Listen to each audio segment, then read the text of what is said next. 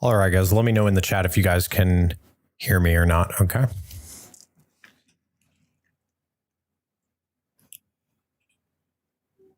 I'm getting everything set up real quick, okay? You guys should be able to hear me. Just want to check and make sure. Okay, Porter says yes. All right, give me 1 second here, and then we'll go ahead and get started. Also, for everybody that's joining the stream, I would appreciate if you guys could retweet the live stream just for, get as many people in here as we can.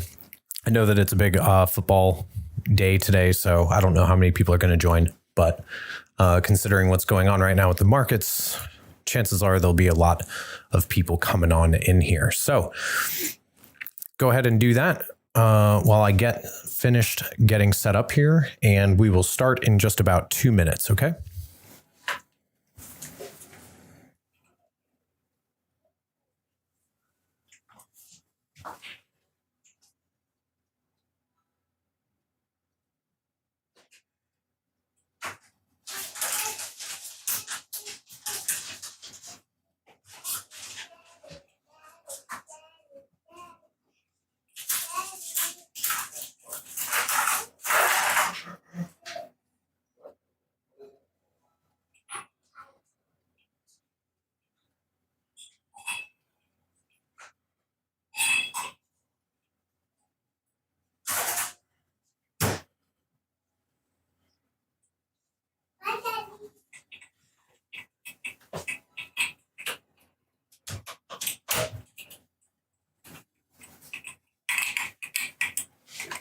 All right, just grabbing a glass of whiskey real quick, and then we'll go ahead and get started.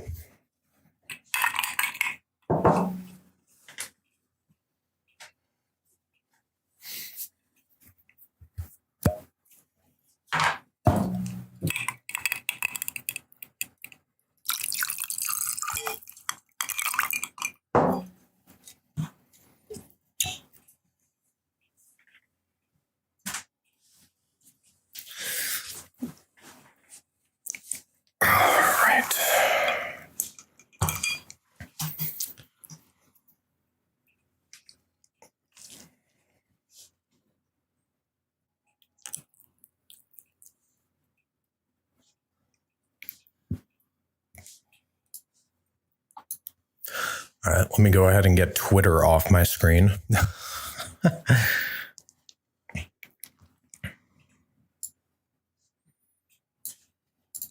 All right. Boom, boom. Minimize this stuff. I got a lot going on my screen, guys. Just bear with me for a second here.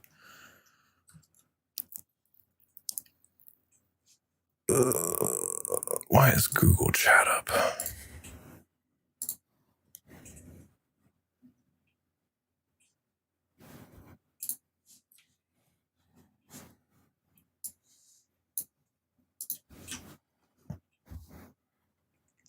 Is this OnlyFans? Shut up, Kike. Kike, Kike. I don't know how to pronounce it. It's probably Kike. One of my buddy's friends is Kike.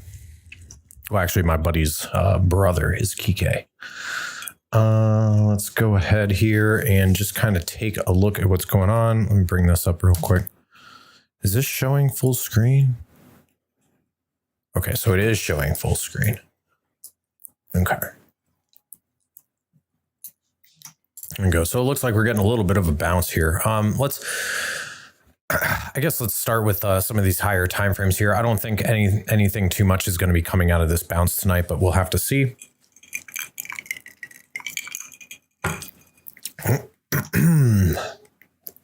Whew, I got to let that get watered down a little bit. That 100 proof is pretty strong. Don't need to be wasted while I'm charting here. Okay.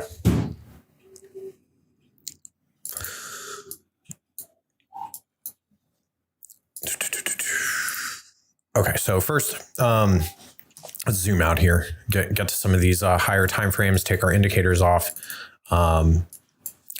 take our drawings off, come up to probably, well, let's look at the weekly chart first. I haven't even done, oh man, that looks brutal.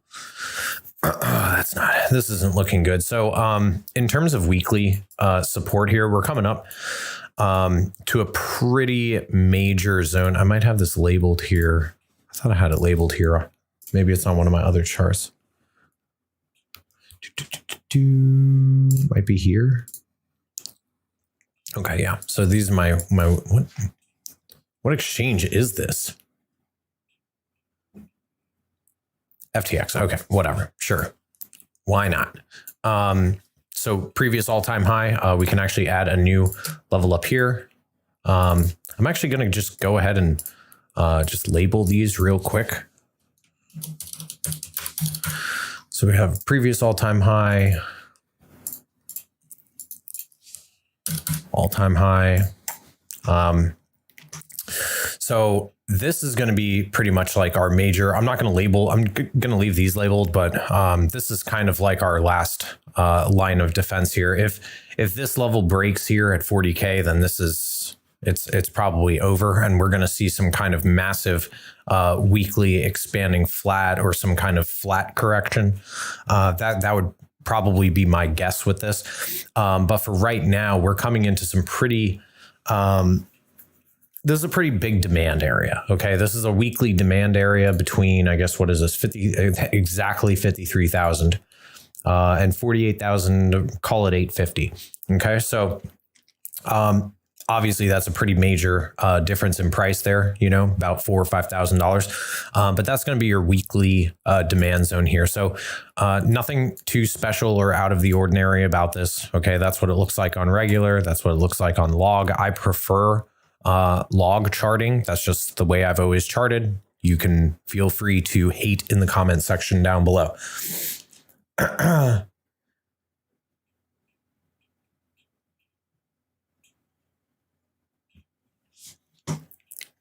Let's see. Let's bring up some of the indicators and kind of see if that tells us anything here on the weekly chart that we're not seeing. This is not good here. So this could probably signify that maybe we get some kind of a bounce this upcoming week or whatever with a lot of dip buying, and then maybe proceed further to the downside. But again, you know, these are largely, this MACD it's a very largely lagging indicator here. For instance, we got our bearish cross here, but we didn't actually turn over until here. So it was like 1, 2, 3, 4, 5, 6, 7 weeks, almost 2 months later. So there is a possibility that we could see some more downside into this, into some of the deeper parts of our weekly demand area, which is at the support level. You know, or we could start bouncing here. So we don't really have too clear of a picture yet on this weekly chart. However, these big red candles, it's definitely screaming some pretty big downsides for at least right now. We do have a new weekly candle, I guess, that's going to be starting here in a little bit, in another day or whatever. So tomorrow, a new weekly candle is going to start. 21 hours left there. New daily candle obviously just opened, so same time frame over here. This doesn't need to be here. Actually, it does. It just only needs to be on the weekly chart. Boop. Okay. Let's come back down to my main chart here. Normally I do the majority of my charting on Binance, mostly because it has the majority of the liquidity there. That's just kind of the way that I roll. So anyway, getting back into this, let me move my microphone a little bit. There we go. Getting back into this. So let's take the indicators and these fib poles and stuff off for a second and just look at this on the daily chart and see what we have. Okay, so these are all of the levels that I've been charting throughout this entire bull run. I don't know why this one is so long. What's going on with that?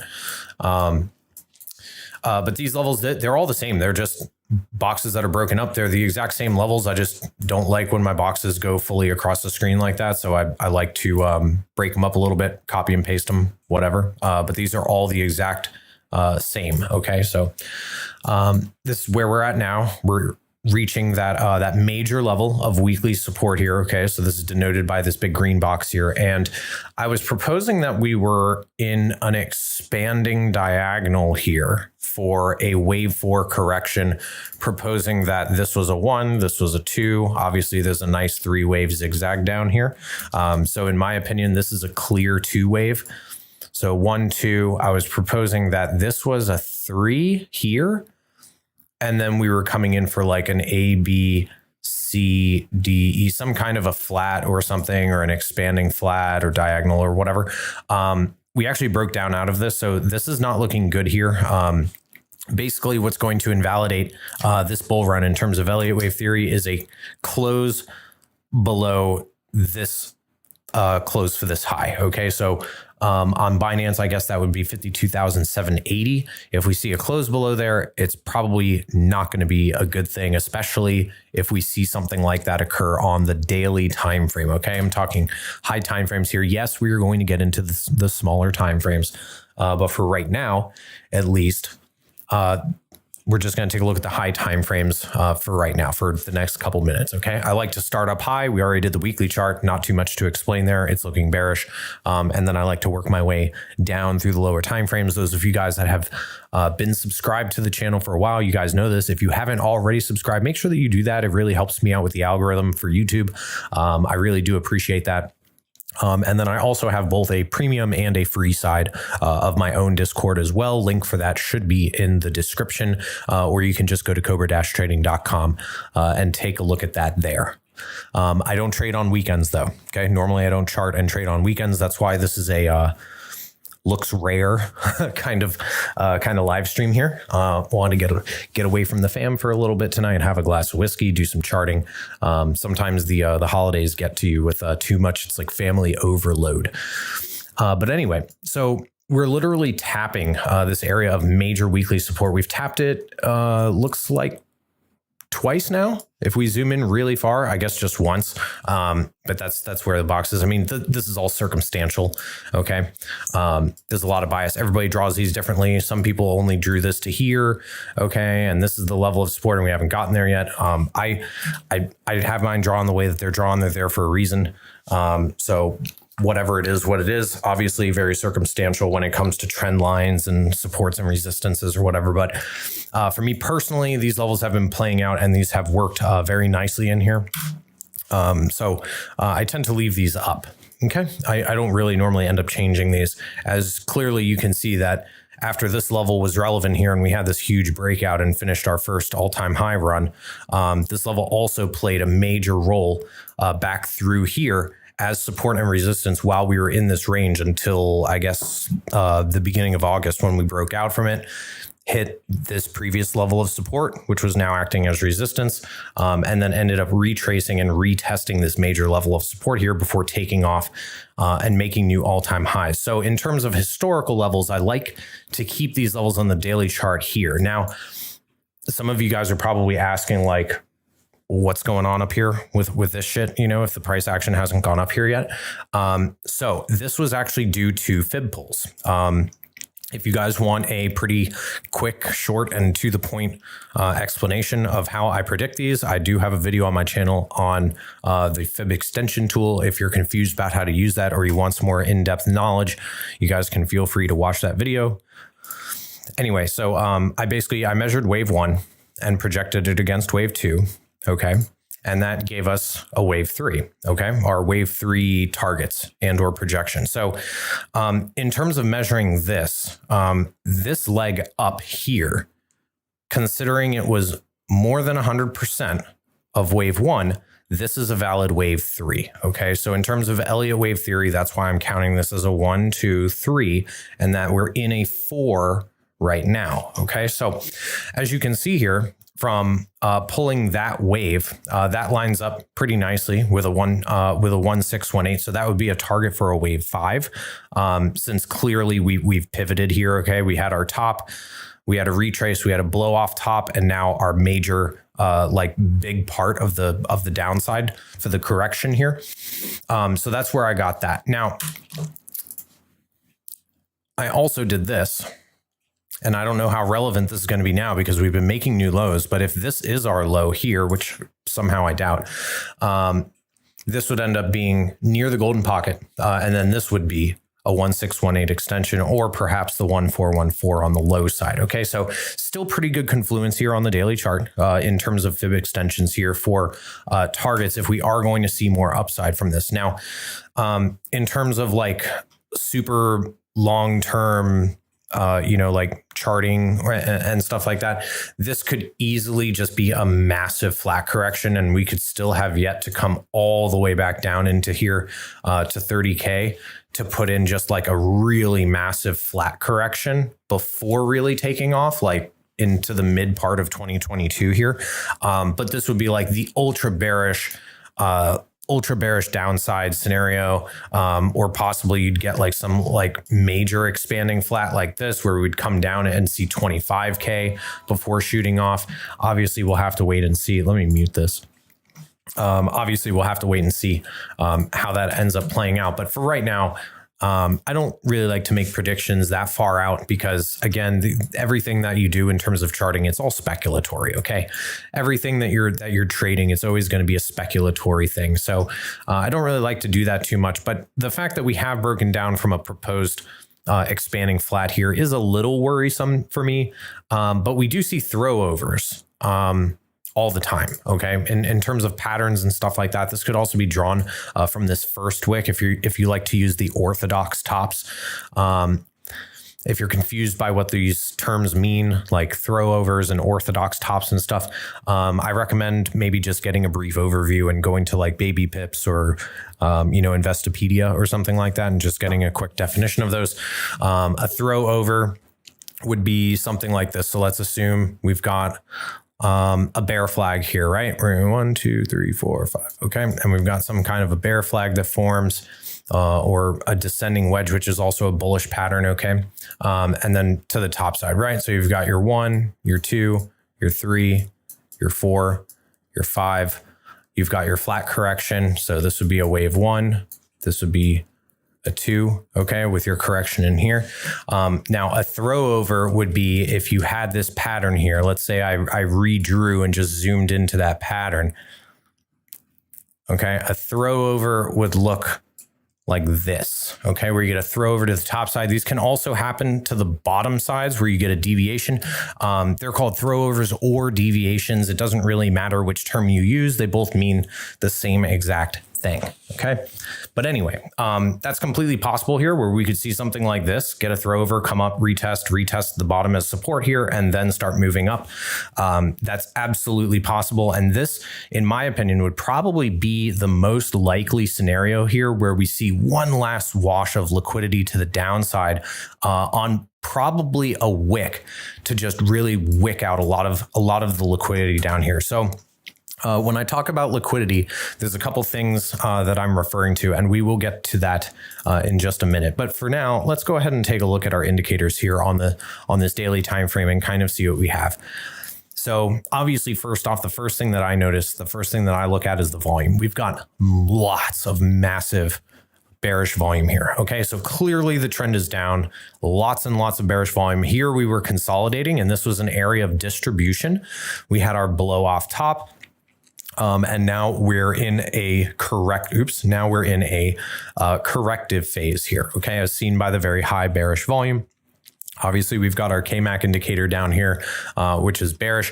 This indicator is just a modified MACD. I do use different settings, and I colored the histograms and gave icons for when it crosses bearishly or bullishly, or crosses into bullish or bearish territory. This indicator I made free, so you guys can just go on TradingView, just search KMAC, and it will be right here under Kobra Trading. Okay, so you guys can get that for free if you like. Anyway.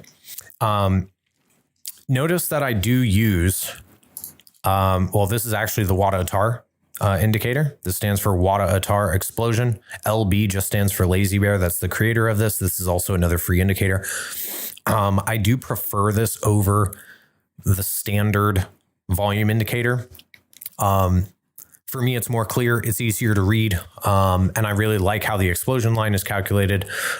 So that's just kind of this is just kind of how I roll. So I do leave the explosion line on here. When you start seeing volume bars closing above this explosion line, typically that means that the trend is either changing or is very strong at the moment. So if we start getting some green bars here and the bearish volume started dropping off, representing an increase in bullish volume. And then once you start seeing bullish bars like this above, this was a fake out. Okay. So this was a very clear blow off top here where we had all bearish volume for days and days and days, like 2 weeks in a row, one huge green bullish or two green bullish bars of volume, and then it immediately died, went right back to bearish volume.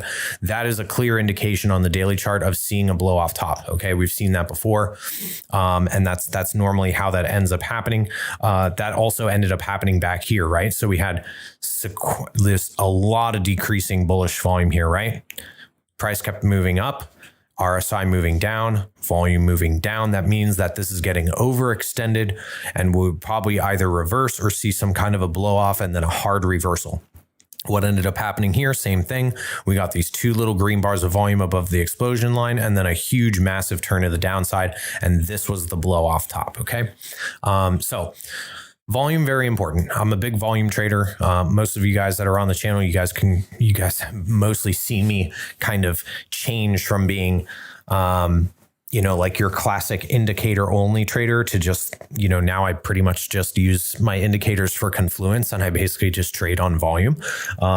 Points of control, naked points of control, visible range, your volume weighted average price. That's normally what I do. And we'll get into that more in just a second here. I prefer to use that stuff on the lower time frames, typically the 1 hour and under. The 4 hour and above, I pretty much just use for overall trend, as well as for swing trades that I do on spot. I don't use leverage on my swing trades. I use 4 hour daily charts, 4 hour and or daily charts. And I only swing on spot trades normally. So anyway, just to kind of get some of you guys that have been in here for the first time, just to kind of get you guys a little familiar with how I roll. Can you please write the names of both indicators? KMAC and the volume didn't catch it. So the KMAC indicator is just called KMAC. Literally just KMAC. The other one is the, I'll just spell the entire thing. When you guys see this name, you guys are going to be like, what the hell?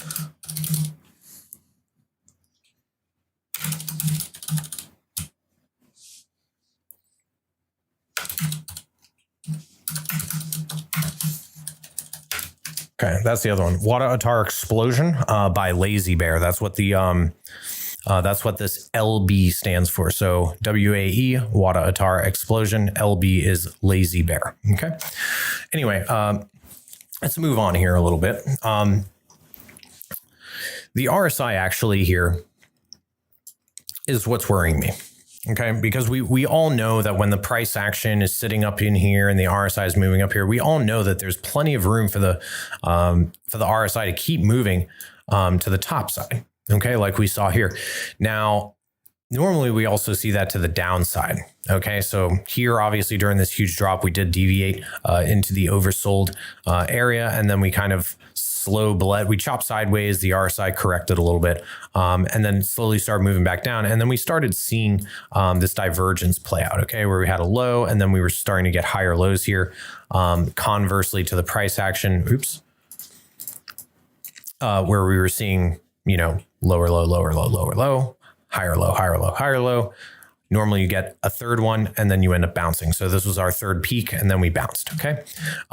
So here we're kind of seeing something similar, but I don't really want to say it's similar because we haven't really dug down too deep into this oversold territory yet. So I would actually like to see this dip down further, to be honest. Which is why I'm saying I think that we see this just get one quick swift line down and then see a reversal, kind of like this, right? Where we saw like a really large move to the downside. And then we saw this immediately flip flop and get like a huge bounce. I don't think that after that we would have like this long, slow bleed here. Okay. Cause there is volume down here. There is demand down here. there's just not a lot of it right now. But I would like to see something like that where we end up bouncing sharply. Get one swift quick wick to the downside for a deviation, come right back up, retest, and then come back up here into prior resistance and be, retesting those 60, 65K areas. Okay. So that's kind of what I'm seeing here on the daily chart in terms of indicators and things like that. Oops. There we go. So let's go ahead, take all these other indicators off. Let's actually take a look at Ichimoku Cloud and see what this tells us. So if we're using standard Ichimoku rules, this is a no trade zone. Okay, we're inside the cloud here. Granted, it is a green cloud. So if we are going to trade, we should be looking for longs, but the standard kind of rules for Ichimoku Cloud state that if you're inside the cloud, you shouldn't be trading. Okay. Now, obviously, I'm not going to abide by that. That's just the standard rule. Now, there's a couple red flags here that I don't like to see, which is we rejected off of our 50 EMA line 2 or 3 times here, and then had this huge red candle. Now, this red candle actually ended up bringing us not only below our 100 EMA, which is my orange line here. We've got the 50, the 100, the 200, but it also brought us below our Kijun line, which is a very familiar place for most people that are swing trading to be bidding here. Okay, so anybody that was bidding here probably got stopped out, or they're on their way to getting stopped out just below these wicks here, probably at this major support line at about 53,325. But for right now, most of those longs are probably safe. In general, this is the kind of price action that you want to be buying into. Just like this is the kind of price action that you want to be slowly taking profits and selling into. Okay. Now, when I say selling, I mean physically taking profits on spot positions or whatever. I don't mean like trying to short this. Okay. That's like, let's not get it twisted here. That's not what I mean. This was also a really classic fake out up here where it looked like we were getting some kind of a cup and handle, and the cup and handle just failed. That was actually a pretty big fake out for anybody that's like a classical pattern trader. That was like a textbook cup and handle, and the cup and handle like really failed and broke down hard. So any pattern traders that were longing this dip up here got really wrecked.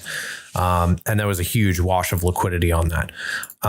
So let's come down to a 4 hour, see if anything changes here. Not too much. Looks like just all tons and tons of major resistance above us. We've got major resistance here, 200 and 100 EMA, 50 in Kijun and Tenkan all on top of each other.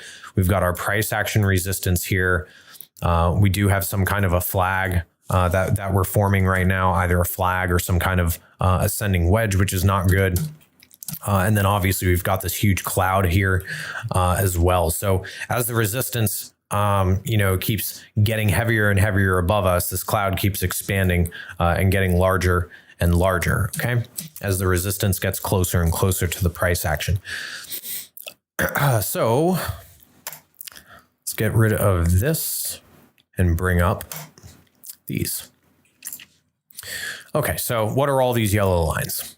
So this is the VPSV. Okay, so it's just the visible range. I do not use the HD version. The reason why is because when you zoom in and stuff, the points of control will change and shift on you.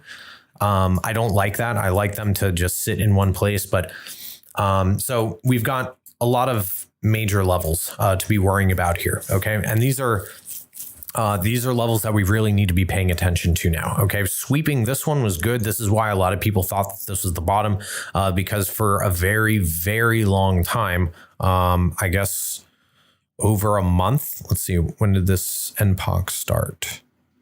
10-12. So a little over a month that this point of control was naked here. So by naked, I mean it had not been touched. Okay, so this one got swept and we immediately bounced here off of this level. Okay, there's a huge level of support. Everyone was waiting for this to get tapped, or anybody that trades volume was waiting for this to get tapped. We tapped it. We tapped the next one. We made a new one here, fell below it, had a fake out to the top side, tapped this one the next day, used this as support, pushed a little bit higher, couldn't quite make it there, and then price collapsed again. And we kind of floated down there for a while, basically right before the holidays and stuff. On the holiday, we got that huge push to the top side, made a point of control up here. This represented a lot of bearish selling. You can also see that depicted by the kinds of candles that we have here at the top. The volume was starting to really die off here at this top. Okay, we had 1, 2, 3 decreasing bars.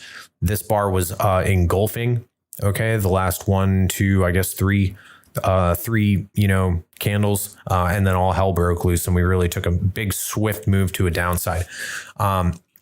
Now, this is a very bearish candle here. The fact that there is no wick at all to the top side or to the downside, this was just bears were in full control here. It was not good. This definitely freaked a lot of people out. That washed a lot of people out of the market, basically the day after Thanksgiving. So that was not awesome. Anyway, let's see here. Anyway, points of controls. So we do have a couple naked points of control here. One is here at 51,350. One is at 50,000. This, honestly, in my opinion, I think we might, if we break down through this support level with decent bearish volume, like the bearish volume keeps persisting, chances are we're probably going to end up sweeping these. Okay, that would be my target. So if I was playing shorts right now, which actually, am I in a short right now? I'm in a small short right now, 0.1 from 54,575. So just slightly above where we are right now. I basically was playing the breakdown of this little pattern that we have on the smaller time frames. But I really do think that we're probably going to end up hitting these 51, 5, 50K targets in here. That would be kind of the last line of defense until like really all hell is going to break loose. But obviously, we just kind of have to wait and see. There's no guarantee of anything in trading. We just kind of have to be as reactive as we can be. So I would like to see some of these levels get swiped. I mean, like swipe or no swiping, like Dora the Explorer, right? Like let's hit some of these.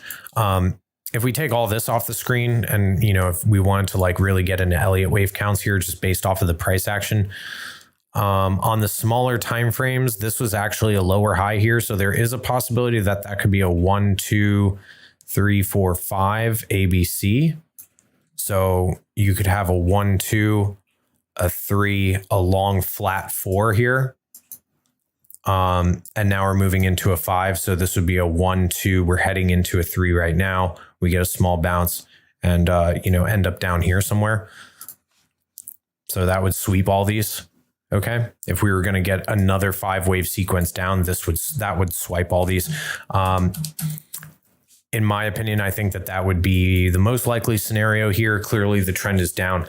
However, like I said, if we start making daily closes below this level, okay, this is going to be a very important level to watch, because for the overall Elliott wave count, for those guys that are Elliott wave chartists or take it into account, I don't trade Elliott waves, but I do take it into account. I do feel like it's still important to be able to eye this and know what the most obvious Elliott wave count is. Okay, and kind of know where you are. However, I don't trade off of it because you don't have confirmation of what your count is until the count's already played out. Okay, there's no way. Like, this could be counted probably 15 different ways. I'm not an Elliott wave professional or anything like that, but this could be counted probably 15 different ways, and you don't know which way is going to be fact until you pivot and a new count starts, or a corrective wave starts, or whatever. So not good for trading off of, but it is good for kind of getting your bearings into any possible more downside, and then use that with your other indicators or however you trade to try and find confluence, with levels of, where a potential bottom is, what are some important levels that, would signify, like this, like closing below here on the daily time frame. This would be extremely dangerous. Closing below 53K, that would be really, really bad, because at the end of the day, this overall Elliott wave count, if we really do think this is a 1, 2, 3, 4, and we're coming up for a 5, well, that Elliott wave count gets violated if we see a close below here. Okay, so that would not be good. That means that this was 3 waves down, 3 waves up, and we're going to see some kind of a triple 3 where we would be expecting 1, 2, 3. Okay, and see some real serious downside to be hitting all of these levels. Okay, so we do still have some naked points of control down here between 32,250 and 34,380. Okay, so those would be like the very, very, very deep ones. I would like to see maybe just these get hit first, and maybe not even this third one, because that's still relatively deep at about 47. But for the most part, I mean, overall, a macro bullish on this. I really do think that this is probably just a large sweep of the market for liquidity before we see some kind of, actual bounce. We haven't really bounced at all through any of this. We've just kind of been forming these continuation patterns, which for the most part have been playing out just fine. So let's move down to a slightly lower time frame here and come down to this 1 hour.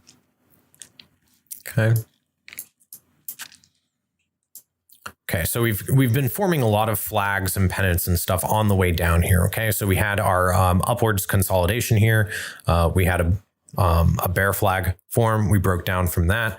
Then we kind of consolidated here. We had constricting price action, formed a pennant that broke down, came up, retested the lows from where the pennant broke down, rejected hard, made a lower high, rejected again. Kind of just chopping in here, like really bad. This was some very bad chop in here. I make the most money range trading stuff like this, but when you have some price action like this go down, this is extremely hard to trade. Like I was sitting out for the majority of this move. I sat that out. It was just way too volatile, way too choppy, especially when you see things like this with these huge wicks in either direction. Normally that signifies that there's a lot of indecision in the market. And when you start seeing huge wicks in both directions like that, or Darth Maul candles, as they like to call them on crypto Twitter, normally that signifies that there's not very much volume in the market and it's all derivatives volume. That's normally the time that you want to stay away from the markets, and you want to sit out, or you want to sit in cash, or just sit in spot or whatever and wait until the market figures out a direction before making your next move on like the higher time frames, like maybe scale up to the 4 hour or the daily chart, kind of see where you're at. And then make a decision, because when you see stuff like this, it means that it's all derivatives volume, and that means that there's no spot volume in the market. That means that if somebody fat fingers or market makers come in or something like that, and the market moves just a little bit, it's a lot easier to be causing cascades of liquidations. Okay, so that's what these were. This was probably somebody accumulating, and it swept the order book. Okay, same thing here. It's sweep the order book. Okay, here again. Okay, when you see things like that, huge wicks to the top and bottom side, for thousands of dollars like this was like a $2,000 wick. When you see things like that, it's one of two things. It's either manipulation, or it's somebody that fat fingered in the market and they swept the order books on the derivatives exchanges to fill their positions, which can be dangerous for them as well as us. So anyway, this kind of looks like we're doing the same thing again here. I'm not going to lie. This kind of just looks like a big bear flag to me. Okay. It really does. I mean, obviously it's not perfect, but this wasn't perfect either. Okay, these shapes aren't going to be perfect. You're never going to have those super textbook 5 waves down, a perfect looking triangle and then a breakdown. Like, this is just perfect scenario. Like, things like this don't happen. It's just never going to look perfect like that. Sometimes it'll come damn close, but in my experience in 7 years, normally it's not picture perfect. Like you see on your education channels and whatever your educational sources are for learning how to trade, it normally ends up not looking like that. So you kind of have to improvise a little bit, line them up the best you can. Again, all of the trend lines and stuff like that, how you draw your supports and resistances, it's all subjective. Okay, there's no right or wrong way to be doing it. But however you do it, just make sure that you're doing it the same way every time and you're consistent with your own charting, because if you're not consistent, that just means you're conforming to a bias, which is not good. Okay, you don't want to be doing that. But anyway, taking a look at the indicators here, we still do have a bearish MACD. Is crossing bullishly, but it's in bearish territory. Nothing really too exciting there. We are getting a higher low, obviously like a major higher low here compared to down here, which is good. So there's some consistency there, okay, in terms of the MACD and the price action. We had a really, really low here on the MACD and in the price action. And now we're, if we do bounce here, we need more information for right now. But if we do pivot here with some volume, there is a potential that we could see some consistency there with 2 consecutive higher lows in price action and in indicators, which would be a good thing. So for right now, I would tend to be bearish on this, which I am right now. I'm looking to be shorting bounces. I'm looking to be shorting into these resistances here, namely here and this top. Okay. So that would probably be the short setup for me, is I'd be looking for an average entry somewhere in here like this, stop above the last high, or perhaps even have a third ladder and then have a stop above this low here. Okay, so have a stop just above that, and then also set an extra bid in here. Okay, at the very top of that channel. That's another possibility. If all those trigger, your average entry would be somewhere around here like this. That's your stop. And then I'd be looking for at least here. So at least it's a little 3-to-1 trade, nothing amazing. But if this level of support breaks and we start coming down to sweep those deeper end pocs, now you're talking like a 7 or 8 or 10-to-1 trade. So there are some possibilities here. There's a couple setups here that we could take. But for right now, it's weekend. It's very low volume. I mean, look at this volume here. This looks like dookie. Okay, that's why the price is just so erratic, because the volume looks like shit. If there's no volume because it's a holiday and everyone's fearful of the markets, no one knows how the legacy markets are going to react come Monday open with all of this coronavirus bullshit that's going on. No one knows what Jerome Powell's the head of the Fed in the US that just got reappointed. No one knows what he's going to do now. He's gotten his reappointment. So there's a lot of balls in play here. In terms of legacy markets, let's actually take a look at that. Take a look at the economic calendar and what's coming up. So we've got CPI numbers for the European Union coming out. The Euro CPIs.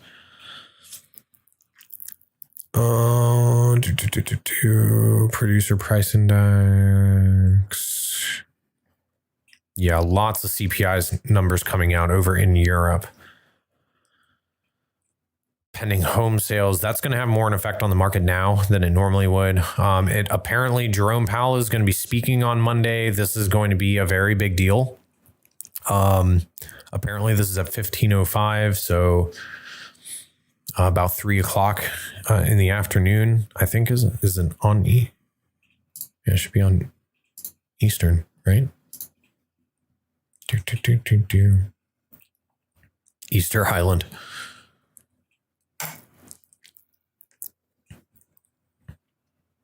Yeah, same time.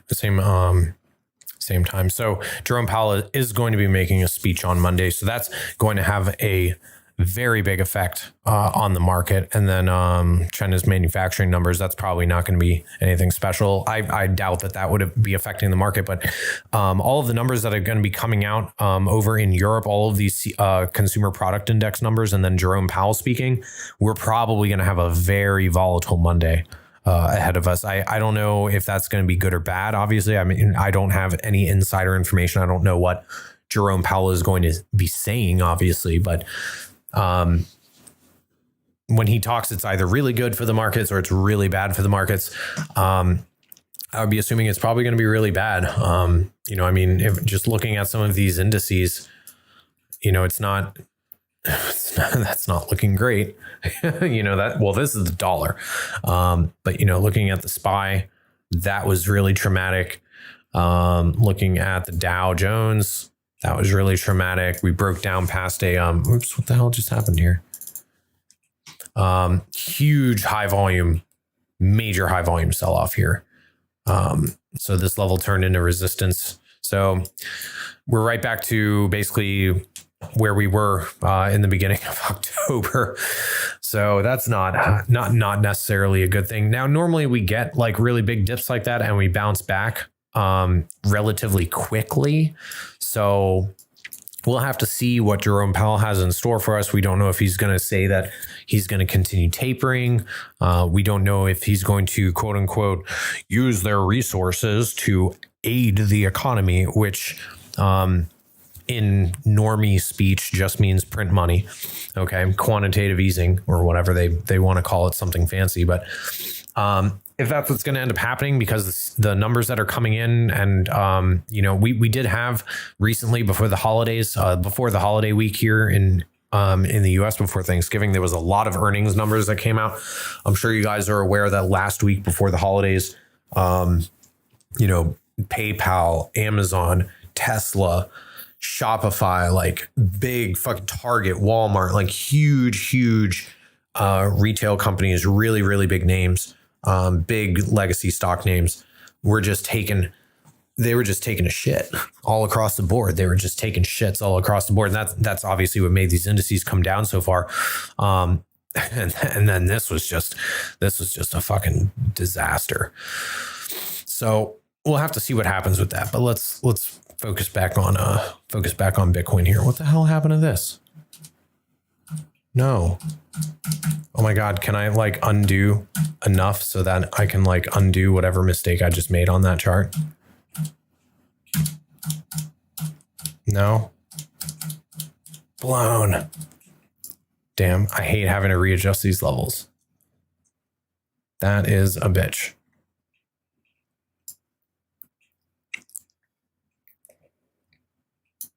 Close enough. Anyway. Well, that's pretty much the 1 hour chart. Let's actually come down and we'll take a look at our liquidation levels real quick. We already took a look at our economic calendar. Let me actually also bring up a couple other things that I like to use. Where is it? Let's look at the Deribit metrics. Wow. Okay. What are the options expiries for Wednesday the 1st? Or I guess it would be November 29th. 55K for puts.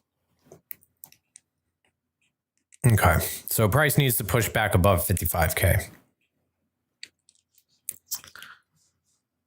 That's for Bitcoin. Let's look at Ethereum real quick.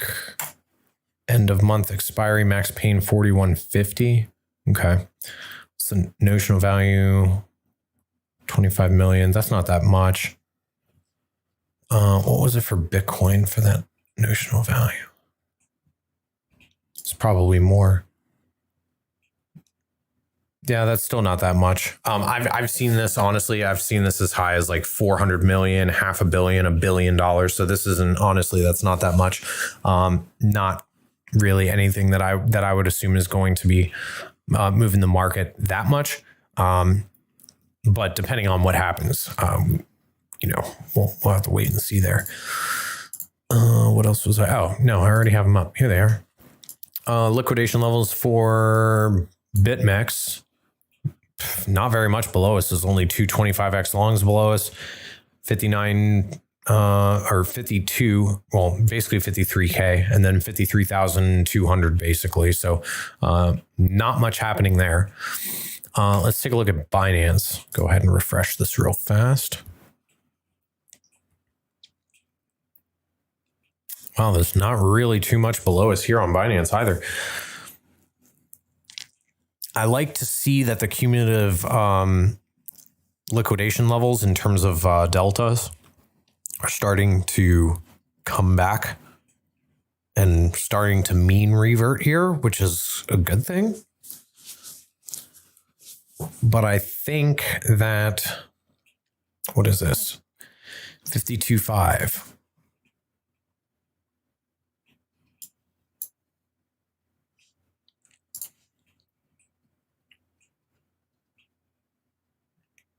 Not even close to that other level. 52.5 is right here. So there's a level of, there's that level of support here that we have, but that's pretty much about it. That would wipe out that's the rest of the liquidity on Binance. I didn't even zoom in on this. That's just all of it. That's all that's down there. Otherwise it would be, it would zoom out and it would show me, the stuff that's like far off, down in like the 50s or whatever. This is all that's there. So all of the derivative liquidity for the most part has been completely rinsed out of the market.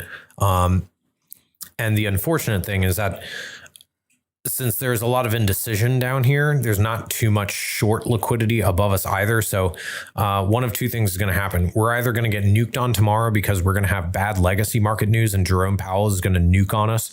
And we're going to end up sweeping the rest of this liquidity and seeing a really hard bounce before the end of the day, or like before close, or like overnight, like in like Asia hours or whatever, like the Asian trading session, or you know what I mean, to like trap shorts up in here, trap some shorts in here and then rock it up.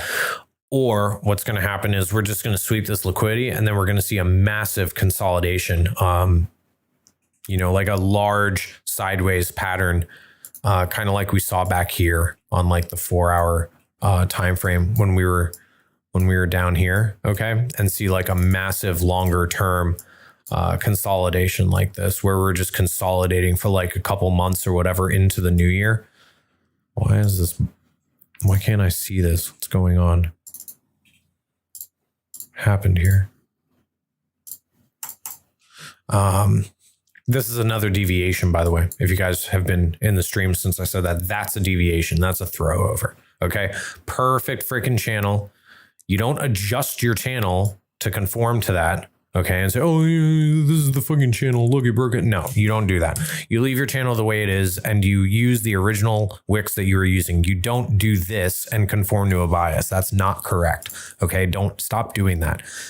When you stop doing that, you're going to become a better trader because you'll be able to not necessarily expect these things, but you'll be able to more clearly realize when they happen. And be able to trade them better when, like this would have been the long here, like a reclaim of this level on such high volume. I'm assuming that's high volume, right? Yeah, huge high volume here. Okay. All of this was increasing bullish volume. See how the bearish volume was decreasing? That means that the bullish volume was increasing down here. This is accumulation. Okay. When you see that and then you get a huge green bar and it comes back into a channel like that, that's a really bullish reclaim. Especially when you've had increasing bullish volume down here the whole time. You stayed above your point of control, super bullish, came back up into a long, really long-term pattern. This pattern had been going on for 629 to a month that this was going on. Yeah, so reclaiming that and seeing something like that, like keeping your eyes on the volume, you held your point of control, you had increasing bullish momentum, you reclaimed the bottom trend line of the channel, that would have been your long here from the bottom, okay? I think actually in the premium group in the Discord, we did long. I don't think I caught it immediately like that. I think I actually played this breakout instead because I missed it. But I think we played this and then we let that ride until I think up here somewhere, and then I took profits. And then we shorted up here or something. I don't remember. I mean, I know that we've been trading out through this entire thing, but anyway, so that's kind of what I'm going to be watching for here. Now, on the same time frame, looking at the same price action. Oh, well, look, we've got decreasing bearish volume here. Well, we did until this just happened. So this is still up in the air for me. I like to wait for confirmation. Okay. I really don't like to jump into trades unless I have some kind of confirmation on the higher time frames. Okay. That's just the way that I roll.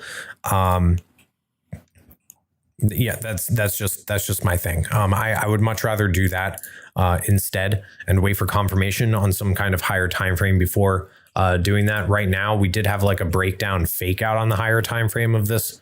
So if you come down to the 1 hour, we haven't actually broken down out of this from when I originally drew this channel here. So we are seeing an increase in bearish volume though. Okay, we're starting to see some bars crossing above or trying to cross above our explosion line, which is basically flat right now.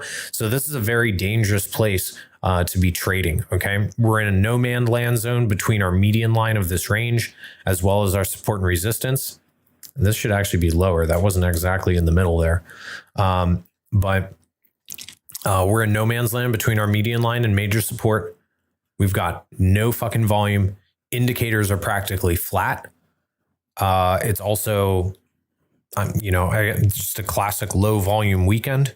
And we're sitting on kind of a last line of defense here, because if this breaks, I really do expect that we're going to be sweeping those lower NPOC levels down here. Okay.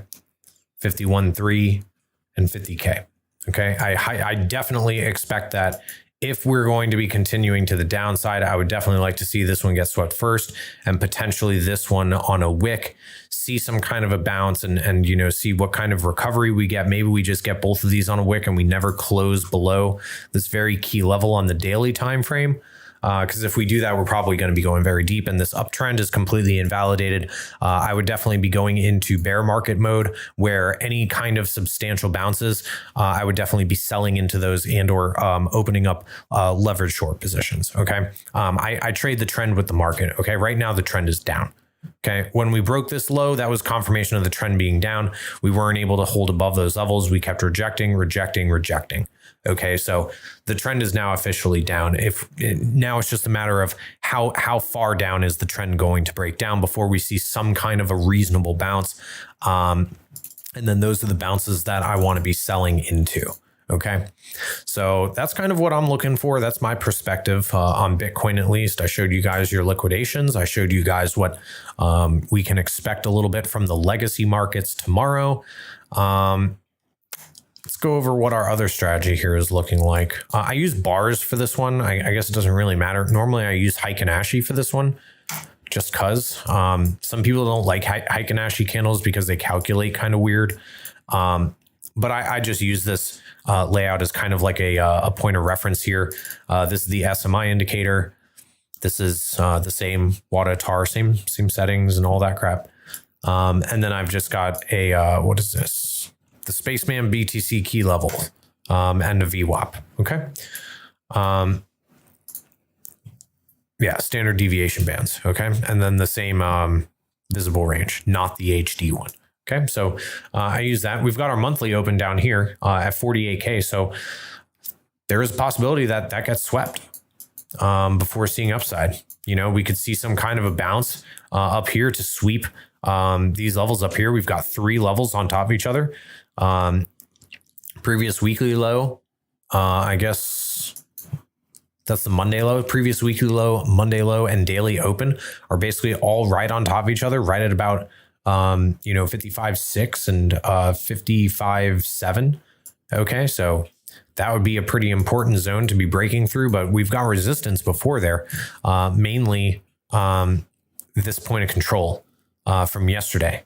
Okay, is still sitting here at for basically right at 55K. So that 55K retest and rejection that I posted on Twitter earlier today, that actually happened almost spot to the T. We rejected, we retested it, and we rejected again. So I don't know if any of you guys caught that or took that trade on Twitter, but if you did, you're definitely in profit here from shorting that earlier.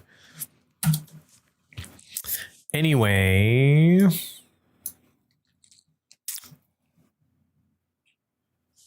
I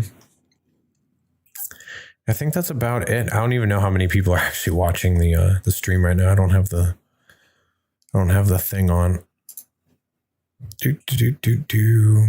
I keep getting suggestions. The stream's bitrate is higher than the recommended bitrate. I don't give a fuck. Why would I want to reduce the bitrate that I'm streaming at? That doesn't make any sense. It says I have excellent condition. Yeah, I don't care. It says it's excellent condition. Why would I change it and make it a crappier condition? It's like YouTube doesn't want me to use their bandwidth. They want me to like lower the condition of the stream. Look, it says excellent condition here. Excellent. Could I check CRV? I could. I don't know, Kike. Maybe just because it's you. It's Kike. I'll do it for you real quick. Excellent condition. I don't know. Is CRV in excellent condition? Probably not. Oh, shit. No, it's not. CRV is not in excellent condition. Definitely not in excellent condition here. Not on the 4-hour chart anyway. That looks like total hot garbage. I'm going to tell you what, guys, and I'm going to be completely honest with you on this. A lot of these alts that you guys have just been seeing run non-fucking stop, BNB, Sol, FTT, CRV. I mean, like the list goes on and on and on and on and on. Okay. With so many of these fucking altcoins that have just been running forever. I can promise you that I don't know if we're in a bear market yet. Okay. Like that still has yet to be confirmed. Obviously we're not going to know until we stop making newer highs. Okay. But here's the deal. Once it's confirmed that we are in a bear market on these higher timeframes, obviously, right? I can promise you, this coin is going to come way the fuck down here.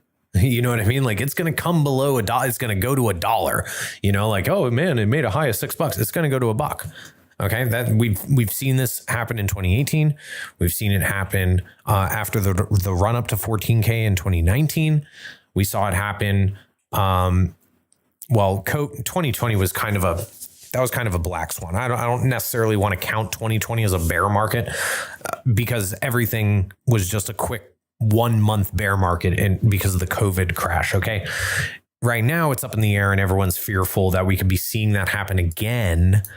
But the markets always have, you know, every couple of years the markets have, or especially the legacy markets, they always have every 3 to 5 years. We always get that really big drop. You know, we always see that happen consistently every 3 to 5 years. It's just kind of a cycle. Okay.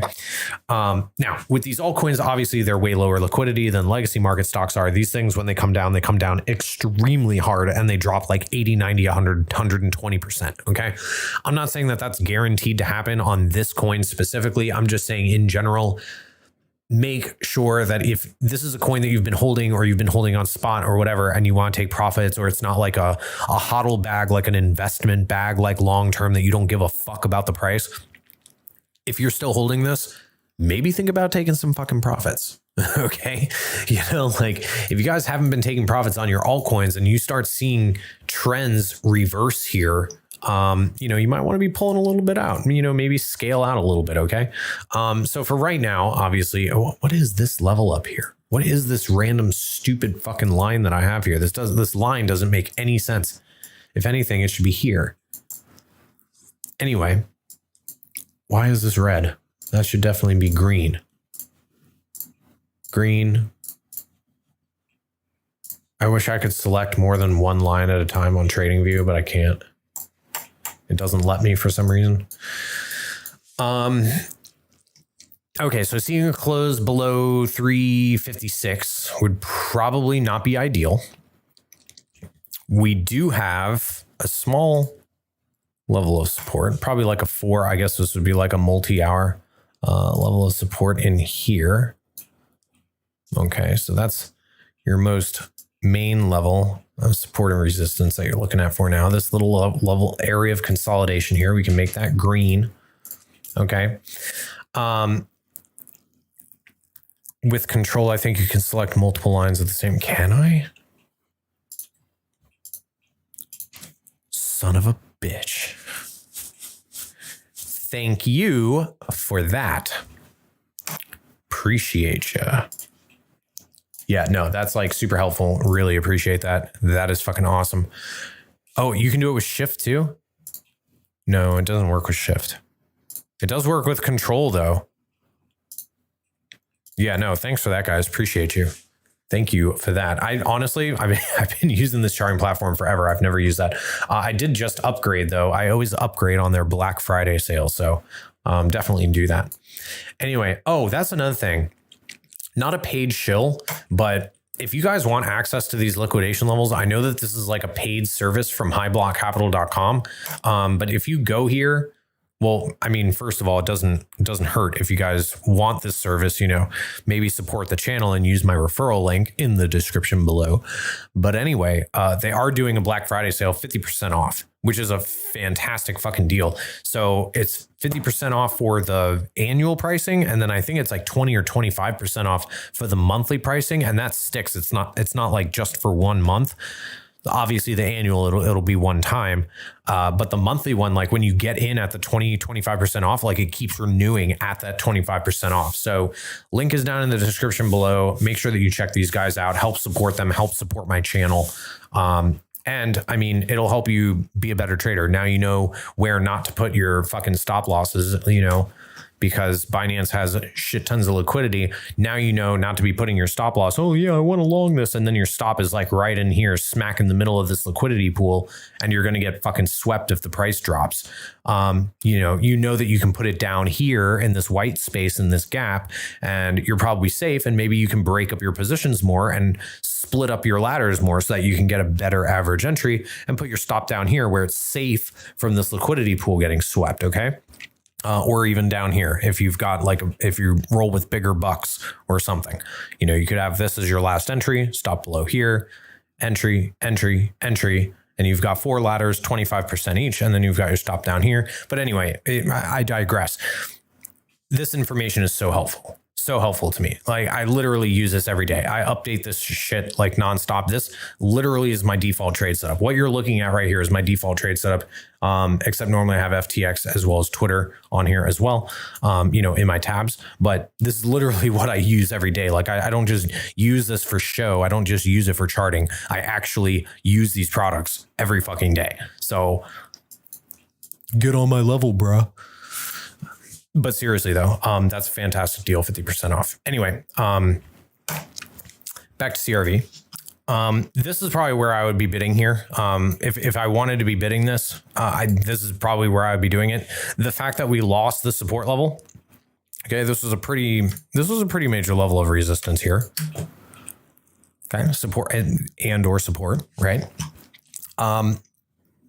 In my opinion, well, I mean, let's get real here. And there we go.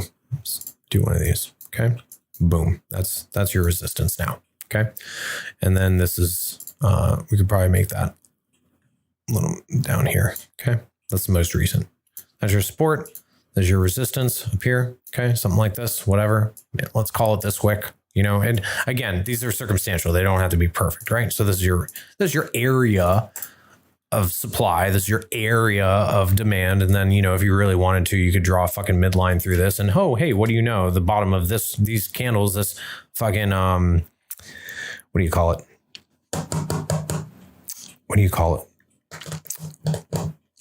Order block. There you go. This order block here. Okay. This breakdown candle, this is called a breaker low. Okay. You broke the trend here. This was the candle that broke down through this high. That's the breaker low.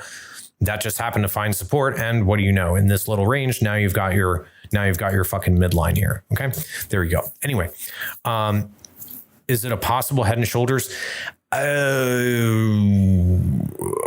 What do you mean? Like this entire structure?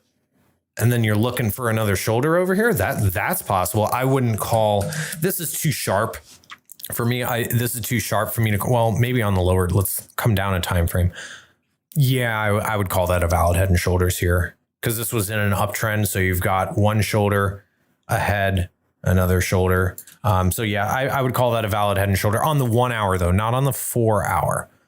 Not on the 4 hour. Okay.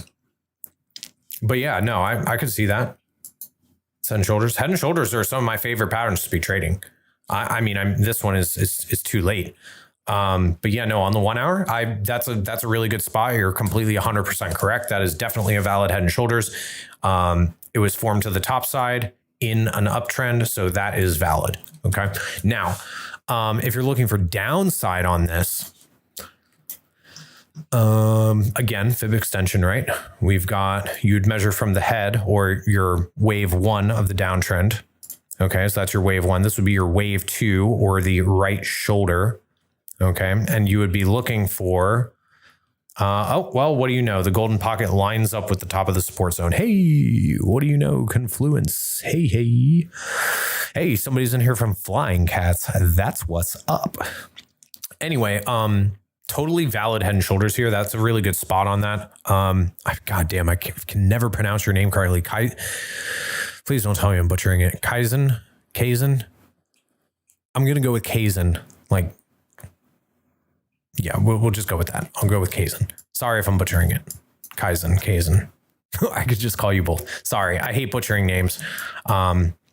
Anyway, yeah, no, totally valid head and shoulders. From here, normally, typically, this is also a very, very obvious 5-wave sequence up. 1, 2, 3, 4, 5. Okay, very, very obvious here. Kind of a rare. Well, actually. No, I wouldn't. That's still part of this. This was still corrective. Well, this was still corrective.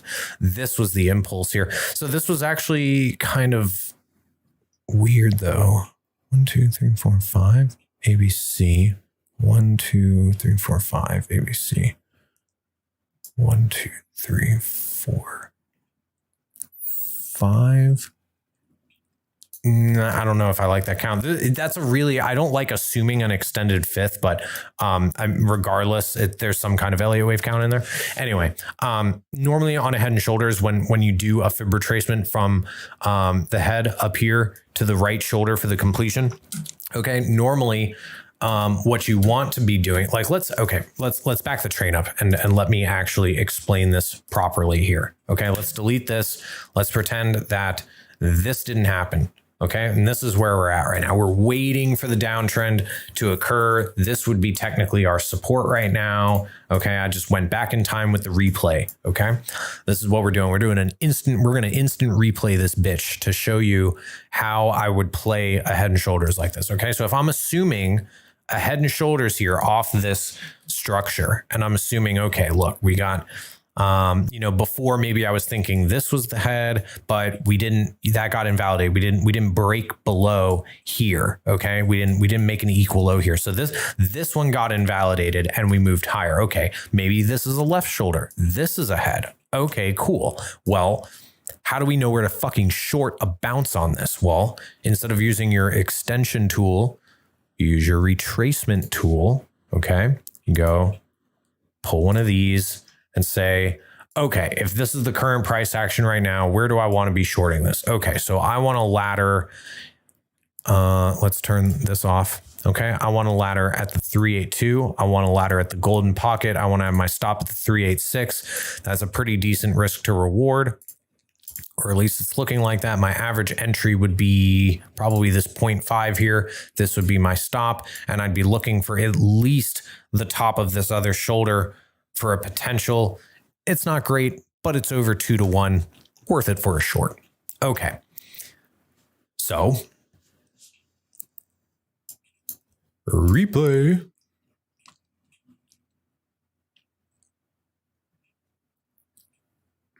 Waiting.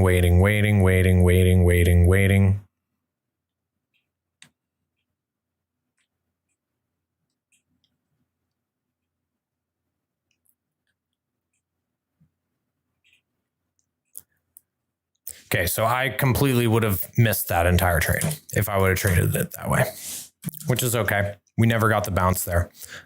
Obviously, as the price action would have moved on and we fell below here and flipped this, okay, this level would have flipped into support here, or into resistance, excuse me, like it is now. Okay, this probably off of this bounce, this is where I would have been shorting. Okay, because we already have a defined area of support and resistance here based off of these candles in here. Once this broke down from here, if I wasn't already in a short, I'd be looking for the short here. And now you do have that confirmed head and shoulders. You can short here, put your stop above the last high, and you can still catch that downside. So that's kind of the way to play that. Head and shoulders are more of a difficult, they look very simple to be playing. But it's easy to play a head and shoulders in hindsight, right? Oh yeah, well, just fucking enter here and put your stop again. I get that, guys. I understand that. Okay, that's why I just did that on the replay to show you that These patterns are very basic. This is a very basic classical charting pattern. However, it is not very easy to be trading this. Okay, it's not that simple. You don't know that head and shoulders is formed until usually most newer traders are like, oh, well, look, it's a head and shoulders. Well, yeah, but you already missed the fucking trade. The trade was here. It already went without you. You missed the train here. So now what I would be doing is I would be using fib extensions to try and see, okay, where's a likely bottom going to be on this? And that's kind of the purpose of charting this right now. Why is my trading view lagging like so significantly right now? What is going on here? What's happening? Why is this lagging so bad? What the fuck just happened? This doesn't lag. Why? That was really weird. I don't know why it like started lagging like that real quick. That was really awkward. Anyway, getting back. Here's our top if we really want to make it perfect. Okay. Well, actually, this is obviously resistance now, like it's supposed to be. Boom. Okay. So if you were lucky enough to short here on this bounce, if you're assuming a 3-wave correction, you would be looking for this golden pocket. Okay. So if you're already short, if I had shorted here, I would have taken half profit at this 382, and I probably would have moved my stop up here to either entry or in profit. And this would be my next target here. Okay, this support level as well as this golden pocket, really good confluence there. Are there any naked points of control? No. Are there any Ichimoku things down here? Not on the 1 hour. The 4 hour, okay. The 200 EMA is right there as well. So that's 3 levels of confluence. Still no NPOC. So 3 levels of confluence there on the 1 hour chart, not a bad target here. So this is probably where I'd be looking for that confluence anywhere between, I don't know, say, where the 618 is at 430, 433, all the way down into here to like $4. Okay. I understand that that's a pretty large range, but at the end of the day, you're talking like 30 cents. Or 45, 50 cents or something. But anyway, that's where I would be looking for the confluence there. You've got your 4 hour 200 EMA in here. Very good level of confluence with an area of consolidation, which is now support. And your golden pocket here from the fib extension is there. I definitely always look for plays that have confluence 3 ways or more. Let's look at our other indicators. It looks like we're starting to creep back down into oversold territory. Obviously, the RSI here is bearish, so that would be another good sign. We still have increased bearish momentum here, so I would still be maybe looking for lower. And this has just been absolutely getting just brutalized here. This KMAC down here and just looked absolutely fucking brutal. So yeah, I'd be looking for lower on this. If you're looking along, this would be like my first attempt down here is like where this golden pocket is. I don't think I have the 786 shown, but it should be. I don't know why that wasn't showing there. My 886 is showing. My 272 is showing. Yeah, all of the rest of my levels are showing. So there's actually good confluence down here. In case this was going to extend, there's actually good confluence with the 272 and the 414 here of price action levels of support and resistance that I've previously labeled on this chart. And then down here, I've got this other box from way back here. The last time that I looked at this, you guys can tell how often I chart alts. Okay, look, this was back in fucking August. And look at that. What do you know? That 618 lines up with this level that I've had since back in August. Okay, don't ever delete shit off your charts. That's kind of the point of that one. Don't delete shit off your charts. It'll help you find confluence for later on for bigger moves. But yeah, I think that's about it. Is it worth a try to long a coin that has already broken market structure? Not without, well, I mean, unless you like losing money. I'm joking. Not unless you see some kind of confirmation of a reversal. Okay, so like right now for me on the higher time frames, I look at high time frames for market structures. Okay, like right now, this market structure, this is not broken. This is not broken yet. You start seeing close below here, below excuse me, below 365, then market structure is broken. Well, why? Well, Okay, this was bearish, right? Okay, you had high, low, higher low, lower high, getting risky here. Definitely a lower low. Market structure is broken. This is your short. Okay, any bounce on volume here like this, that's your short. As soon as that volume turns over and dies off, that's your short here, right at the resistance level. Okay, that's your short. That's market structure. So here again, when we started reversing, what did we do? Okay, we hit a low. Okay, we had this lower high. This was the short. We had a higher low, a lower high still though, and then a lower low. And then price started slowly grinding upwards. I would not have longed this until this retest. Okay, this would have been the long here. Now, obviously, we're hindsight charting again, but what would I do in this situation? Well, right now, I'm still looking for market structure. Obviously, if that's what you want to focus on and you like being a price action trader with support and resistance, your main focus is volume and market structure. So, you know, higher high, higher low, higher high, higher low, higher high, lower low, but we bounced back really quickly. Higher high, higher low. Trend continued. Okay. High, low, high, low, high, low, higher high. Now, one of two things can happen here. Okay. We come down into this support, bounce with volume, but then you might see something like we saw back here with the volume. Okay. Remember what that was? That was this. One pop of volume and then it immediately died. You wait 1, 2, 3 bars, boom, that's it. You know that the volume is probably not coming back. You short into that resistance up here. You short that bounce. That's the short. So you might have the same opportunity to play the short side of that here and be looking at those resistances here, okay, between 5,375 and $5. Okay, that would probably be where I would be looking to be shorting. At the end of the day, I think that there is a possibility that the price action overall in terms of alts and Bitcoin could potentially be flipping over. But until we see more confirmation of that happen on the majors, you know, like Bitcoin, Ethereum, we're not going to have confirmation of that. Okay, so like coming back and just kind of explaining what I mean by that on Bitcoin is this here. Okay, so like coming up here, I mean, we can just leave this on the daily chart, right? Okay, so if we see something like this where, you know, like we're in the support box, maybe we wick down, we sweep those fucking liquidations that are here, okay, right here on BitMax, you know, maybe we sweep all, oh, I don't know why I did that. I accidentally zoomed in. You know, maybe we sweep these deeper liquidations here that are on Binance on a wick and we whoop, whoop, and we come down and we sweep those, okay? If we do that and then we bounce hard, that's when I'm looking for shorts here. Okay, I'm looking for that volume, for that bullish volume to be one and done so that I can short this resistance with confidence, knowing that we're probably not making another higher high.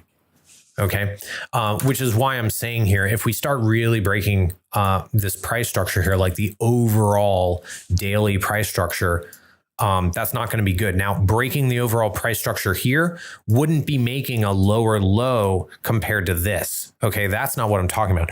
Breaking the price structure now with where Bitcoin is at would be first putting in a lower high here, rejecting, and then putting in a lower low compared to this low, wherever the bottom for this low is. It could be here, it could be here, we don't know. We don't know yet. We don't have enough information yet, but that's the kind of price structure turnover that I would be looking for on these daily charts. And that's what everybody always seems to miss. Don't get stuck like you did back in fucking April, where you didn't pay attention to higher high, higher low, higher high, higher low, higher high, lower low, lower high. And then that's when you got the big drop. Don't fucking ignore what you ignored in April and May. Okay. Don't do it again. Learn from the mistakes. If you didn't fucking recognize this trend flip over the first fucking time, you know, learn from this and make the play that you would have done here, make it over here. You know, like don't, you know, fool me once, shame on you, fool me twice. You fool, you can't get fooled again, you know, like George W. Bush would say, okay? I know, really big boomer quote. But anyway, So no, is it worth it to long a coin that's already broken market structure? No, not unless you are really keeping a very close eye on the volume, or you're a more experienced trader that's getting more into volume analysis in different ways, looking at points of control, looking at visible ranges, maybe throwing in other forms of analysis with that to look for confluence. You have to be certain that that the price is forming a bottom, or know that like here, down here, okay, that this, with all this volume, immediately the volume dropped off, boom, you got a big pop in volume here, okay, bam, you were breaking highs. This would have been the spot to long. Granted, you were longing in a midline or near resistance, but that would have been a shot to be taking on 3 really big green candles here. You know, when you saw the price, you know, have the same kind of correlation to the volume, where you had increasing bullish volume, a lot of increasing bullish volume, and then boom, it completely flipped bullish here. If anything, this was the last long that you probably would have taken in this market, was from 48 or 50 when we rebroke 50. Okay, that was probably the last long that most people took in this market. If they're experienced traders. Some people are still they're fucking longing this all the way down. I feel so bad for them. I've just been sitting in spot through all of this. I've just been sitting in spot. You know, but you know, you've got the newer traders here that, you know, they try to long this, they try to long this, they try to long this, they try to long this. You, like, just stop. You're just throwing your money away. Like, stop fucking doing that. Trade with the trend. Like, if you know that this was a high, this was a low, this was a high, and now we've broken that structure and we've put in a lower low compared to here, wait for the bounce, wait for weakness in that bullish volume, and fucking short the lower high. Like, don't try to catch this. Try to short the bounce like that. You know, like you gotta be one step ahead of the market. Like trying to knife catch this is not going to make you money. Trading weakness in the bullish volume on the bounce, that is the move that's going to make you money. This is the move that's going to make you money, not trying to long here. You know, like if you're going to be longing this, don't be doing this on fucking like high fucking time frame. Like, this looks like total duty to me to be trying to long. If you're going to be longing anything, maybe try to be scalping, you know, maybe something on the 15-minute chart. But I mean, even on this 15-minute chart, this channel is breaking down. The fuck do I want to long this right now for? This looks terrible to me. Really terrible. Low volume, inconsistent, choppy volume, holiday weekend, long weekend. Markets open on Monday. Jerome Powell is doing a speech. Markets are going to be a clusterfuck because of the new COVID shit. You know, like, don't put your capital at risk when you don't have to put your capital at risk. You know what I mean? Like, if you don't have to try to catch this as a long. Like, yeah, sure, everybody likes to claim the clout, like, oh yeah, look, I longed the fucking bottom, and it bounces a little bit, and sure, you make a little bit of money. But the number of times that you're actually going to catch these wicks is very few and far between. Very few and far between. Like, I never plan on catching these things. I look for changes in volume. Now, back here, would I have been trying to be longing into this? I probably would have, yeah, because I would have been looking at this volume. When this started flipping over, I probably would have longed either here or maybe on this candle, like on kind of like a retrace here and a reclaim of this small 15-minute support here, where you've got support right here. Okay, so that probably would have been like a long scalp attempt after this big ass green candle. This is where I probably would have put my bids, and I probably would have had a stop right below here. Okay, for a very, very small, you know, counter trend trade where literally this is my entry. The fucking magnet is fucking me up here. Sorry. You know, that's my stop. Okay. And, you know, who knows, like, you know, this fucking trend line, we broke down through this trend line. Chances are the setup would have been, you know, I think actually it was just like this, and I fucking closed it like here. But it was still an 8-to-1 trade. But it's also against the trend, because when you zoom out to that 4-hour time frame, you are largely counter trading the breakdown of of this. Like, you do not want to be really long into a candle like that unless you've got a lot of experience. I mean, I've been trading 7 years, so it's a little easier for me to spot volume if I'm looking at it that way. I do not suggest attempting to do that to newer traders, because you will lose money. And the reason why I was able to teach myself how to do that is because I paid the price over and over and over and over again until I finally figured out that my indicators had nothing to do with it. It was all about the volume. So if you want to attempt doing stuff like that and you want to learn, I would suggest, instead of putting your own capital at risk, maybe just come down here to your trading panel and open up a quick, paper trading account. Boom, paper trading. Okay. And you just make a quick paper trading account, do it that way. See if, get a if you want to try and knife catch, you have to create a strategy for it. You have to use some kind of indicator that's not going to lag. After going through literally thousands of indicators, putting my own algo strategy together, which is going to be going live probably before Christmas, by the way. You have to trade with, you have to paper trade it. You have to paper trade it. You absolutely have to. You have perfectly described my losing money strategy when I started trading. Yeah, exactly. And that's how most people wash themselves out of the market, is they keep trying to long in a downtrend, and they long it and they long it and they long it and they long it. And it's just loss after loss after loss. Finally, the next thing you know, you turn around and your fucking portfolio is down 25% and it's practically blown up, because in order for you to regain the money that you lost, you would have to make like 65% profits back in order to come out on top. And it's very difficult to do that. Once you take a net loss of 25% or more, it's near impossible to get that account back up to break even. It's near impossible. And that is why me and so many other traders that are on crypto Twitter that have been around for many cycles now constantly harp on the boring shit that nobody wants to know. No one wants to talk about risk management. No one wants to talk about dollar cost averaging. No one wants to talk about how the legacy markets and what the value of the dollar has as an effect on the crypto digital asset market. No one wants to talk about those things because they're boring.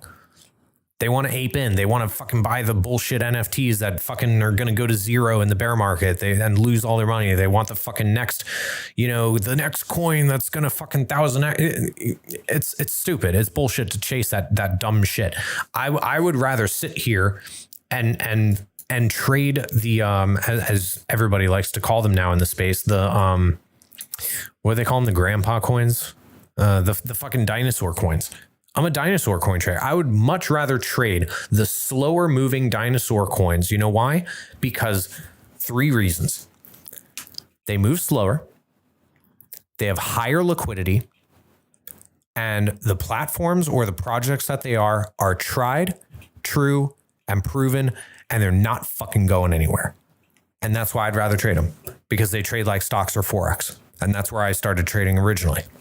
I would much rather trade fucking dinosaur coins and trade the majors like Ethereum and Bitcoin than fuck around with those really ridiculous small cap stupid shit coins that, the fucking overall daily volume is like fucking $3 million. It's fucking stupid. One whale can come in there with $1 million and sweep the fucking order book. And we see it happen all the time. Oh, look, this project rugged and I fucking lost all my money. Yeah, that's why I don't trade that bullshit.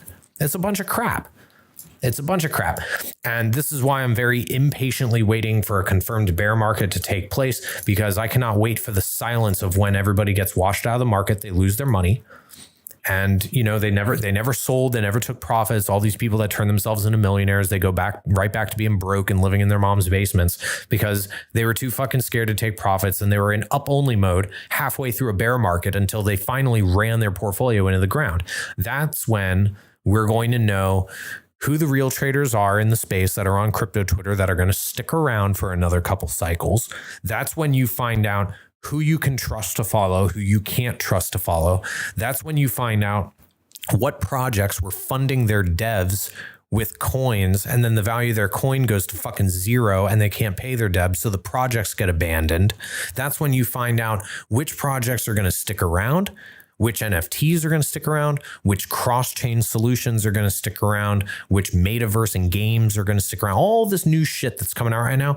When a real bear market occurs and we see Bitcoin go to fucking 20K, and it washes everything out of the market, and you see Ethereum go back down to $1,000 and rinse everyone out of the market, that's when you're going to know which projects are worth long-term investing in. That's when you're going to know and have a really good solid and be able to make a really solid plan of which ones you want to buy and invest in long-term. I'm still holding a link bag from 2018 that I bought at fucking 27 cents. I bought thousands, hundreds of thousands of them. Still holding it. I haven't touched it in years. I never plan to. It's a dinosaur coin. Do I trade Link? I do trade it, but I don't touch it with the shit that that I have on my Trezor, for instance. There's a lot of coins that I hold. I hold CRV on spot. I hold Atom on spot. I hold AVAX on spot. Link, Doge. Some of the dog coins I hold just for shits and giggles, but like the majority of my holdings is in the majors or it's in cash because I like to accumulate heavy on spot during bear markets. Bear markets is when I get all my research done. That's when I start looking into the projects. That's when I start looking into the teams. I start monitoring their GitHubs to see if they're still developing shit and they still have active commits and active developers on their GitHub for their platform or for their protocol. And that's when I know that, hey, look, this is a good project that gives no fucks about the value of their coin. They're still building. They're still building because they have a vision. They believe in the vision. They believe in the platform and or the, bridge or protocol, whatever it is, game, whatever it is that they're building, and they're going to keep fucking building it. And those are the ones that I pick to invest in heavy. And when I say invest in heavy, I mean, normally I throw at least, 10 to 20,000 a piece and accumulate heavy. Normally the smallest I try to go is like $5,000.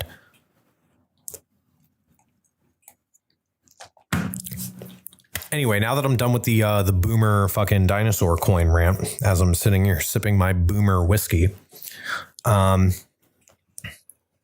I should just change my handle on fucking Twitter to fucking boomer Kobra or something. Anyway, I honestly don't say all these things to bore you. I tell you these things because I've been around for a couple cycles and I don't want it to be like back in my day in crypto, things were different. But at the same time, I hope that the things that I share, especially the things that I share on here once in a while for free, I hope that people can take and learn from the ones that really do want to be here and they do want to make some life-changing money and they do want to be in the space for a while and they want to know how to find new projects to invest in and, which ones are going to accrue them the most amount of like long-term money to really secure not just income, but be able to secure wealth. Okay. There's a difference between income and wealth. Hopefully,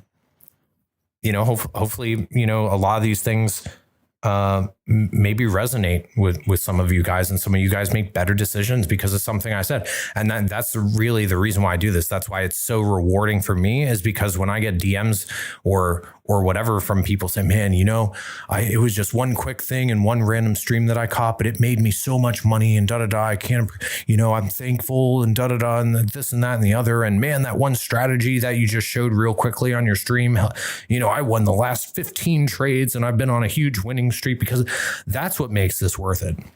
That's what makes it worth it is when whatever I'm doing, whatever makes your light bulbs go off, something that I'm saying somewhere to somebody, it's going to make some light bulb for something go off. When the light bulb for someone somewhere goes off, that's what makes doing what I do, the charting, the Twitter, my premium Discord, being a guest in the Elevate trading group, being a guest in the Cats group, in the High Block Capital group, and Trader Causes group, and all these different Discords. When I do live streams and I do these things because eventually, and it's starting to happen more often now since I'm getting a bigger following, but I love it when people come to me and they're like, I really appreciate that. And there's actually one guy in the Elevate trading group. He actually just sent me a bottle of whiskey just as a thank you. And I don't even know what the fuck I told him. He was just like, you're a really cool guy. I'm going to send you something for Thanksgiving. You've helped me out. And he sent me a bottle of whiskey. I think he goes by the name of Razul, I guess is his handle or whatever. I don't want to dox his real name. But yeah, he sent me a bottle of Whistle Pig, and that's actually what I'm drinking on right now. Anyway, if you guys are in the Elevate group, I will be doing a stream as usual for you guys come this week on Friday.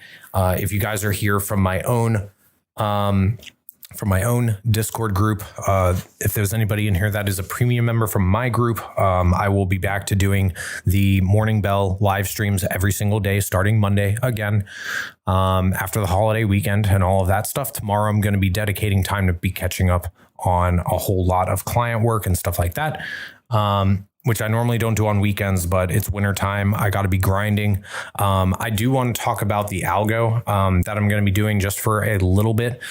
So I've been working on this now with the dev team for the last, I don't know. I think it's been going on 4 or 5 months now. It's been a while. And we finally got it to a really, really good place. And I wonder if I can bring up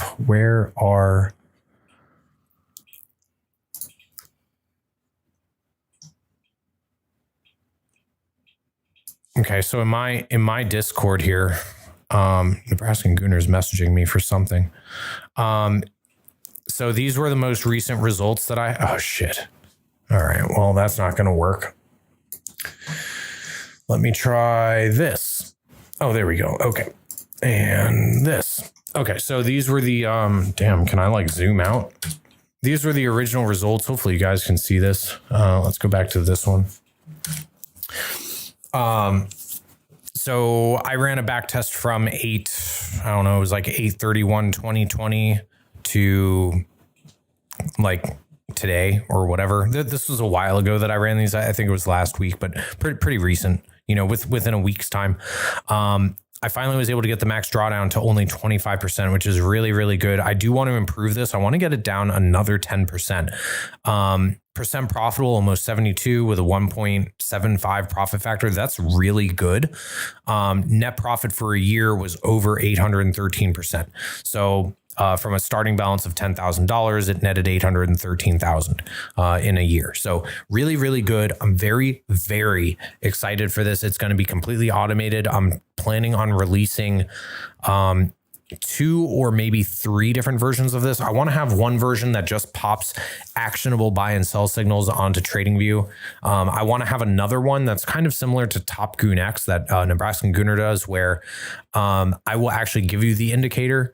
That I know he doesn't do that. I plan to actually give the TradingView indicator that will pop the buy and sell signals on the chart, in addition to having automated alerts on Telegram, as well as a third version, which is going to be, I'm going to be white labeling on this platform called Astrobit. And I don't know how much of this I'm supposed to be disclosing.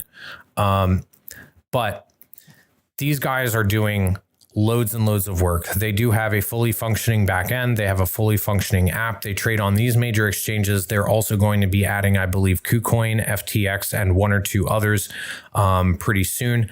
And they are building out an entire NFT platform with all of the cross-chain stuff built in. They're building their own exchange. They're getting all of their licenses and stuff here in the United States as well. They're going to have their own marketplace for bots that's similar to 3 Commas, except for these.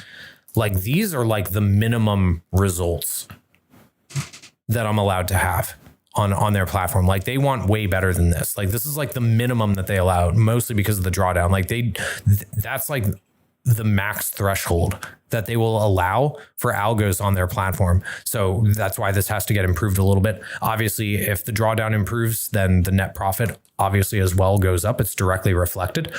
But anyway, they're going to have a whole NFT platform. They have a whole app. They have their whole backend.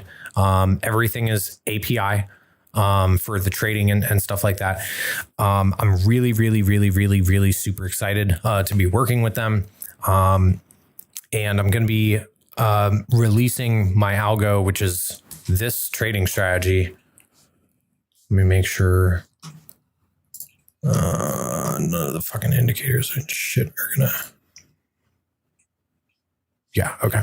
This trading strategy, okay? This is my trading strategy.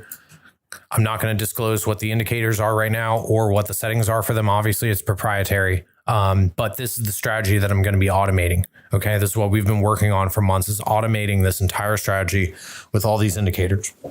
Okay. And you're going to be able on the platform to, through API, you're going to be able to choose your leverage without having to log in. Everything's API, so you don't have to log into the exchange. You can adjust your leverage. You can adjust your take profits in either dollar or percentage. You can also adjust your stop losses in either dollar or percentage. And same things with take profits, dollars or percentages as well. Really, really intuitive. Oh, and you're also like any other normal exchange, you're going to be able to like move your orders around on the trading view chart. So you can drag and drop them like on any other exchange. Okay. So like on FTX or Binance, wherever you guys are familiar with trading, you guys are going to be able to drag and drop your orders on there as well if you want to adjust them. I'm really super, super excited for this. Most people are going to end up fucking around with the algo and tuning it to their own liking, which is going to fuck with the profit loss of it. But at the end of the day, that's not on me. That's on the user. But I'm really excited to be launching it. I'm really excited to be coming out with multiple versions of it. I'm really excited to have it finally automated. This strategy, I mentioned I've been trading for 7 years. I've been building and tinkering and putting this together for 5 of those years. Like, this is my baby. This is what I use to trade and make money. This is the reason why I'm short right now. Okay, I'm short here. I played a little short earlier today and I'm about to go to sleep. So you know what? I'll take my 7% profit. You know, I might close this out soon, depending on what happens. It looks like the order books are stacking a little bit. No, it's pretty even. It's even here. So I'm going to leave it open for a little bit. Anyway, you guys get the fucking point though. Like this is my baby. Okay. This is what I use to trade on a daily basis. This is what makes me my money. I'm very excited to be bringing it to everybody. Very, very excited to be releasing it to the public, hopefully as a nice Christmas present. Members of my own Discord, they will get the trading view indicator for free included in the membership price. However, none of the automation stuff is going to be free. Like, I'm paying for my own servers to be running the bots on. The bots have to run on servers. The servers have to run 24/7 because the bot is trading for you 24/7. I have to pay for those servers. It is rather expensive. So I am going to be charging obviously for the automation side of it. But I want to keep the price relatively decent. I haven't finalized any of that stuff yet because the bot itself isn't finalized. But I'm going to have more details on that soon. Anyway, I just want to let you guys know that. It's near the end of the show, guys. It's getting a little late. I want to finish my whiskey, maybe play a couple video games and stuff. If you guys have questions, comments, or whatever, feel free to @me in whichever of the Discords that you are here and were invited from. I will be more than happy to get back to you on those. No, we're not doing open beta tests for the algo. Okay, we're testing it ourselves and then we will release it to the public. So I won't be answering any of those questions. If you have questions about anything else, I'll ask Chasen for an algo discount. Well, this is actually, and Kike, I'm actually going to have to talk with the guys from Elevate Trading because I don't want there to be a conflict of interest because it's going to be my product and I'm not actually a team member. I'm just a guest analyst. So I would have to maybe partner with them to see maybe if I can work something out and give a discount to Elevate Trading members. But at the end of the day, it would probably be the same kind of price that I would be charging existing members that are in my own Kobra's trading den. Again, more information on that down in the description below. And by the way, guys, if you guys are in Elevate Trading, I do want everybody to know I don't do these live streams and invite people from other Discords so that I can like steal people from other Discords. That's just that's not my thing. Okay. I don't do that. I do have my own brand. I do have my own Discord and all of that stuff. Obviously, I'm going to promote it. However, these are educational streams. And obviously I'm giving you so much alpha and doing all of this for free, which is why I invite people, for all of the Discords that I'm in. So please, like, don't please miss me with that. Oh, you know, you're a piece of shit. You're fucking inviting other people from other fucking paid Discords. Yeah. Miss me with that keyboard warrior shit. Okay. That's not what the deal is. If you guys have been following me for a while, you know that I don't have any ulterior motives. But anyway, at the end of the day, really love you guys. Really appreciate you guys. If you guys are in the US, I hope that you had a wonderful Thanksgiving weekend. If you guys live abroad or still celebrate that or something similar, whatever, I hope that you guys are enjoying your weekend. If Razul is in here, I appreciate the bottle of whiskey that you sent me for the holidays. Thank you very much, my friend. For all of you guys in Elevate, I will be doing that stream on Friday. For those of you that are in my own premium Discord, I will be doing the live streams back again on Monday. Yes, my wife's injury is healing. Yes, she's starting to get mobile again and she's doing well. And I think that is about it, guys. I'm going to go ahead and call it quits here. I hope you guys enjoyed the stream. Again, make sure that you at me, whatever Discord that you're in. If you have any questions or chart requests, come Monday, not today, not tonight. Come Monday, tag me with any questions and charts and stuff like that. I will get to those on Monday afternoon. And I hope that you guys enjoy the rest of your weekend, and I look forward to seeing you guys bright and early on a crazy Monday morning. Thank you very much, guys, and until next time, happy trading.